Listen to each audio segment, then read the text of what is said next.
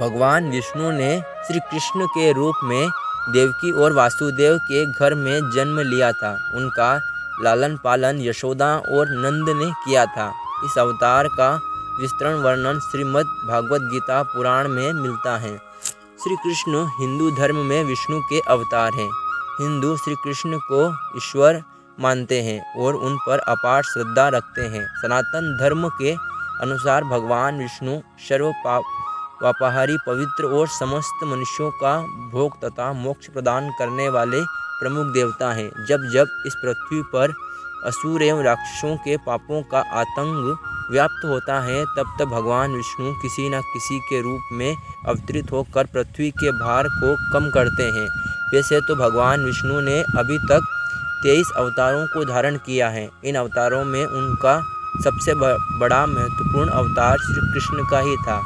यह अवतार उन्होंने वैवस्वत मनवंतर के 28वें द्वापर में श्री कृष्ण के रूप में देवकी के गर्भ से मथुरा के कारागार में लिया था।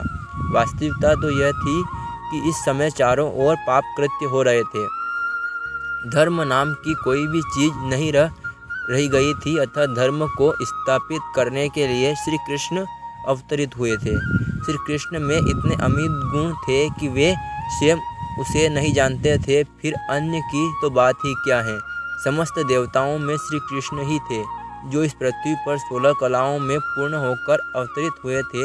उन्होंने जो भी कार्य किया उसे अपना महत्वपूर्ण कर्म समझा। अपने कार्य की सिद्धि के लिए उन्होंने साम दाम दंड भेद सभी का उपयोग किया, क्योंकि उनके अवतरण होने का एकमात्र उद्देश्य था कि इस पृथ्वी को पापियों से मुक्त किया जाए। अपने इस उद्देश्य की पूर्ति के लिए उन्होंने जो भी उचित समझा वही किया।